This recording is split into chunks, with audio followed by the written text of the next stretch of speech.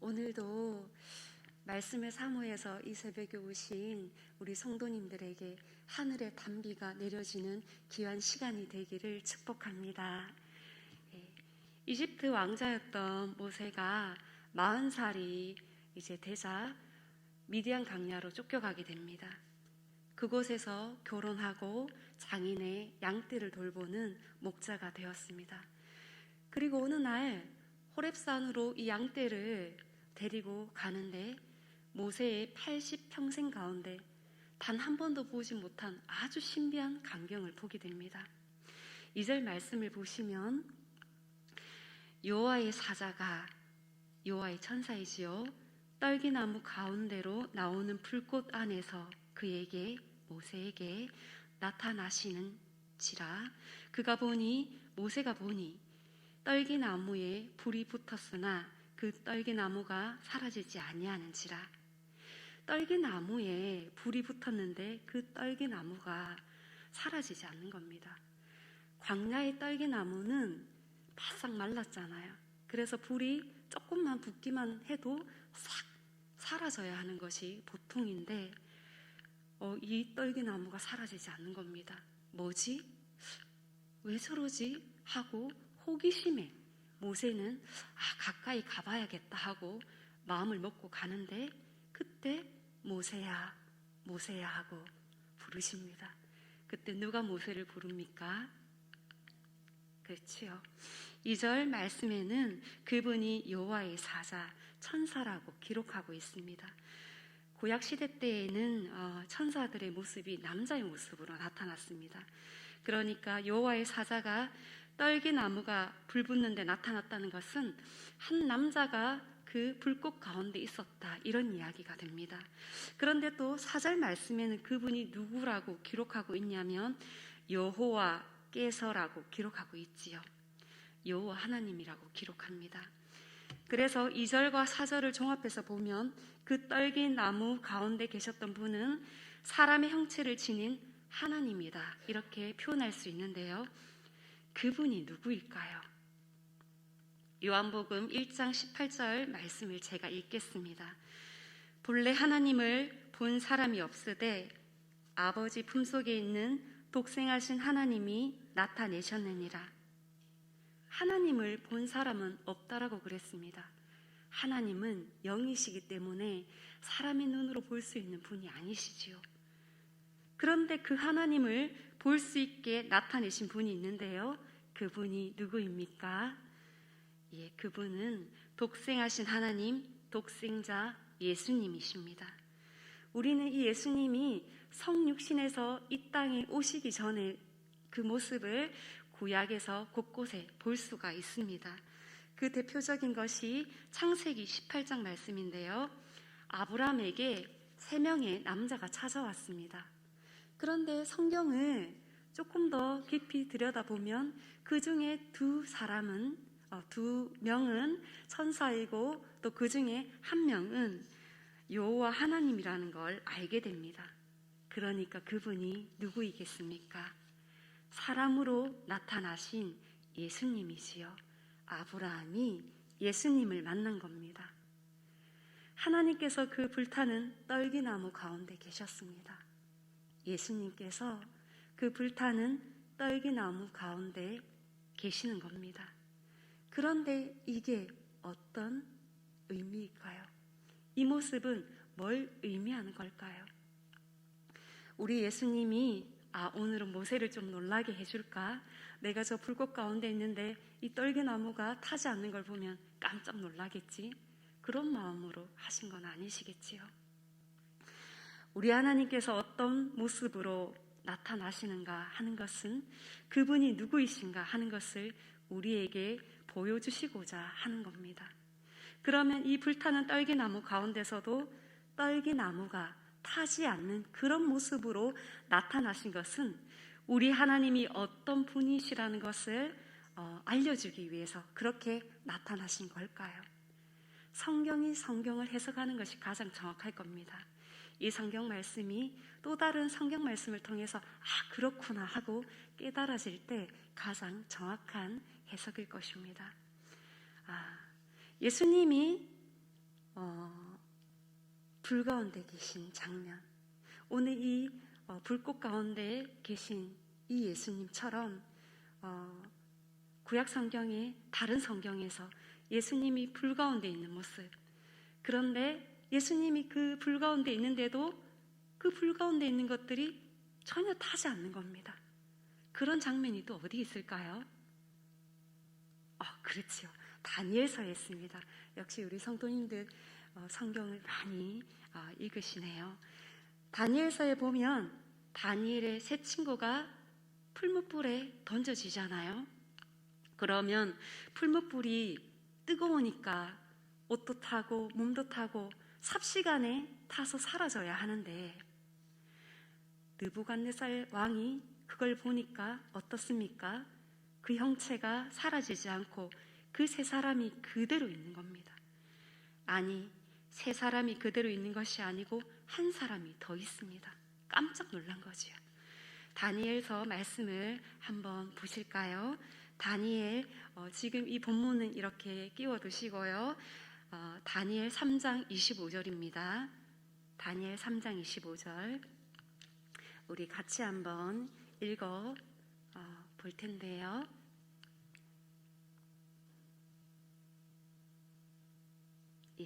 같이 읽겠습니다. 시작. 왕이 또 말하여 이르되 내가 보니 결박되지 아니한 네 사람이 불 가운데로 다니는데 상하지도 아니하였고 그 넷째의 모양은 신들의 아들과 같도다 하고, 불 속에 3명을 던졌는데 불 속에 3명이 아니라 4명이 있는 겁니다. 그리고 네 번째 사람은 누구와 같다고 했습니까?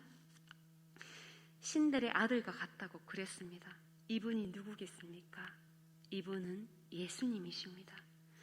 예수님께서 다니엘의 그 세 친구가 있는 그 불 속에 같이 계셨던 겁니다. 다니엘의 세 친구가 있는 그 고난과 그 불 가운데 우리 예수님께서 함께 계셔서 그들이 그 고난 가운데 해를 받지 않고 구원을 받은 겁니다. 오늘 말씀 속에서 그 떨기나무로 인해서 그 떨기나무 불 가운데 계신 그 하나님은 다니엘의 세 친구가 불 가운데 있을 때 거기 계셨던 동일하신 하나님이십니다. 우리 하나님께서 불 가운데 계셔서 그 연약한 떨기나무가 불이 조금만 붙어도 타서 사라져야 하는 그 떨기나무가 타지 않고 그대로 있는 겁니다. 그게 뭘 가르쳐 줍니까? 그걸 통해서 모세에게 또 우리에게 우리 하나님이, 우리 예수님이 어떤 분이시라는 것을 가르쳐 주고 있을까요? 우리 예수님은 우리의 고난과 동떨어져서 저 멀리 계신 분이 아니고 우리가 당하는 고난 속에서 함께 하시는 분이심을 우리에게 가르쳐 주고 계십니다. 우리 하나님은 우리의 고난, 고통을 외면하지 않으시고 그 고난, 고통 속에 계시면서 우리가 그 고난, 그 고통에서 구원받기를, 해방받기를 원하시는 분이 우리 하나님이십니다.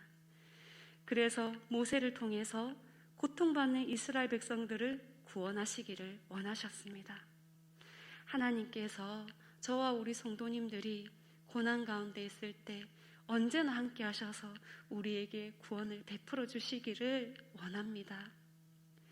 오늘 본문 말씀 10절 말씀을 우리 다시 한번 이렇게 본문으로 돌아오셔서 읽겠습니다. 10절 말씀입니다. 시작.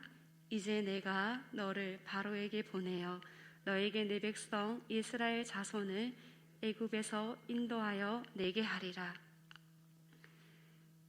하나님께서 모세를 보내서 애굽에 있는 하나님의 백성들이 출애굽하도록 그렇게 나올 수 있도록 하시겠다는 겁니다. 그러면 하나님이 그냥 하시면 되지 않을까요? 왜 모세를 통해서 그 일을 하셔야 할까요? 하나님이 그냥 하시면 안 됩니까? 왜 사람을 통해 하셔야 합니까? 그것은 하나님께서 이 땅에 사람을 창조하시고 그에게 정권을 위임하셨기 때문입니다. 그 말은 사람을 통하지 않고는 일하지 않겠다는 말입니다. 더 정확하게 말하면 사람의 기도를 통하지 않고는 하나님이 일하지 않겠다는 겁니다. 하나님께서 계획하시고 뜻하시는 것이 있는데 그것을 사람이 기도하기 전에는 하나님이 그 일을 행하실 수가 없습니다. 이것이 영적 원리입니다. 다니엘서를 보면 다니엘이 바벨론 포로로 가잖아요. 거기 가서 예레미야서를 봅니다. 예레미야서를 보니까 그 말씀에 바벨론 포로 생활이 70년이 되면은 그치겠다 이렇게 기록되어 있는 거예요. 70년이 지나면 하나님께서 바벨론에서 해방시켜 준다. 이 대목을 여러분이 읽으신다면 어떻게 하시겠습니까? 이제 69년 남았네. 이제 69년째이네. 1년 남았네. 2달 남았네. 그렇게 하시겠습니까? 다니엘은 이 사실을 알고 그때부터 금식을 하고 기도하기 시작합니다. 그리고 그 말씀 붙들면서 하나님께서 70년이 지나면 이 포로에서 구원을 주신다라고 하셨지요. 그러면서 그 말씀 붙들고 그 말씀 가지고 기도를 합니다. 금식을 합니다. 영적 원리를 아는 거죠. 하나님께서 계획하신 것, 기록하신 것, 그것 반드시 사람의 기도를 통해서 이루신다는 것을 아는 겁니다. 에스겔서 36장 말씀을 제가 읽겠습니다. 주 여호와께서 이같이 말씀하셨느니라. 그래도 이스라엘 족속이 이같이 자기들에게 이루어 주기를 내게 구하여야 할지라. 아멘. 하나님께서 이렇게 하겠다, 이렇게 하겠다. 하나님의 계획을 발표하십니다. 그런데도 너희가 기도해야 이것이 이루어진다. 너희로 하여금 내 뜻을 기도하게 해서 이걸 이루겠다. 그렇게 말씀하시는 겁니다. 하나님의 뜻과 하나님의 계획은 우리의 기도가 없으면 성취될 수가 없습니다. 그래서 하나님은 사람을 찾으세요. 그러니까 모세에게 있어서 가장 중요한 역할은 무엇이겠습니까? 하나님의 뜻을 알고 하나님의 말씀대로 기도하는 것, 그것이 모세에게 있어서 가장 중요한 역할입니다. 그래서 하나님께서는 하나님의 뜻을 성취하려고 모세를 부르십니다. 모세야, 모세야, 내가 여기 있습니다. 그러니까 5절에 보면 하나님이 뭐라고 말씀하십니까? 우리 5절 말씀을 같이 읽겠습니다. 시작. 하나님이 이르시되 이리로 가까이 오지 말라. 내가 선 곳은 거룩한 땅이니 내 발에서 신을 벗으라. 가까이 오지 마라. 너 신을 벗어라. 그렇게 말씀하시죠. 지금 모세가 온 지점은 호기심만으로도 올 수 있는 지점이었습니다. 그런데 더 이상은 호기심만으로는 갈 수가 없습니다. 저게 뭐지? 불꽃 가운데 나무가 나무가 있는데 왜 불꽃이 있는데도 이 나무가 타지 않지? 그렇게 호기심만으로 이 지점까지 올 수 있었습니다. 그런데 어느 지점까지는 갈 수 있지만 이 호기심만으로는 더 이상 하나님께로 갈 수가 없습니다. 더 이상 가려면 호기심이 아니라 경외심이 있어야 합니다. 신발을 벗는 경외심이 있어야 합니다. 호기심만으로 왔으면 피상적인 기도는 가능합니다. 내가 원하는 기도는 얼마든지 할 수 있습니다. 하지만 친밀한 기도는 못합니다. 친밀한 기도는 내 마음과 하나님의 마음이 통하는 기도입니다. 하나님의 뜻을 내가 알아요. 그리고 그 하나님의 뜻을 나도 원해서 기도하는 것, 그것이 친밀한 기도이지요. 하나님께서 모세를 부르시는 것은 바로 이 친밀한 기도를 하라고 부르시는 겁니다. 친밀하지 않으면 이 일은 불가능한 일입니다. 그래서 하나님께서는 모세한테 너 신을 벗어라 그렇게 말씀하시지요. 신을 벗는다고 하는 것은 경외심의 표현이기도 하지만 더 가까이 오도록 우리 하나님이 하나님의 집으로 초대하는 것입니다. 우리가 신발 신고는 어떤 사람의 집에 문 앞까지는 갈 수 있습니다. 현관 앞까지는 갈 수 있습니다. 하지만 그 신발 신고 그 안으로 들어갈 수는 없습니다. 신을 벗어야 그 집 안으로 들어갈 수 있지요.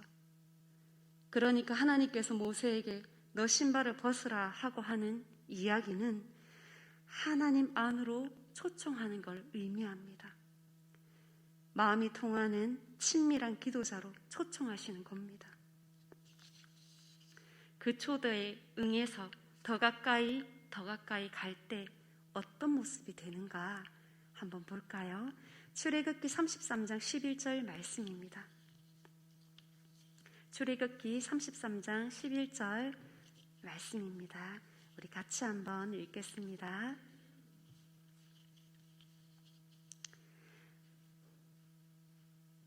시작. 사람이 자기의 친구와 이야기한 같이 여호와께서 모세와 대면하여 말씀하시며, 모세와 하나님과 어떻게 대화했다고요? 그렇죠. 친구하고 대화하듯이 하나님과 대면해서 그렇게 이야기했다고 말합니다. 이것이 모세의 나중 모습이지요. 하나님과 그렇게 친밀하게 기도하는 모습을 통해서 하나님의 뜻을 성취해 나가시는 겁니다. 많은 사람들은 하나님이 이 초대를 거절합니다.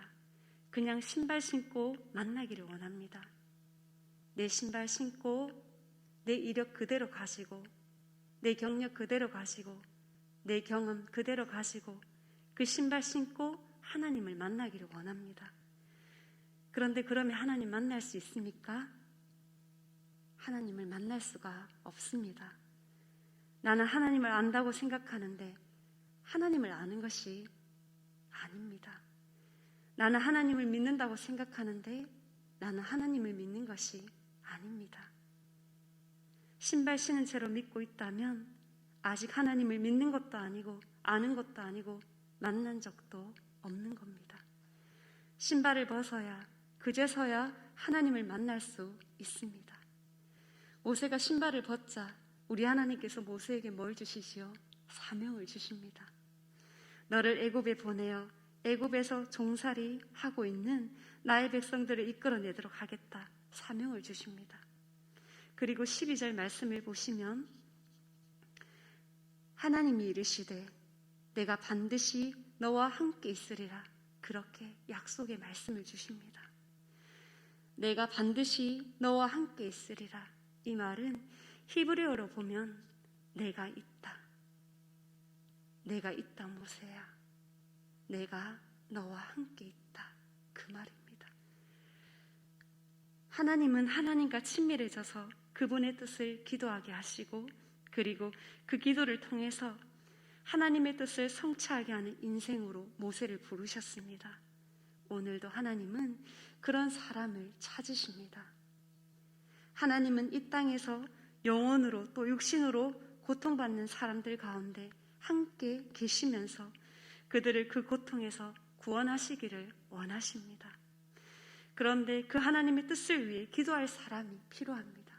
바라기는 저와 여러분이 하나님과 친밀해져서 주님의 뜻을 알고 주님의 말씀을 가지고 기도하는 오늘이 되고, 그런 인생이 되어서 우리의 기도를 통해서 하나님의 뜻이 성취되어져 가는 그런 삶이 되시기를 주님의 이름으로 축복합니다.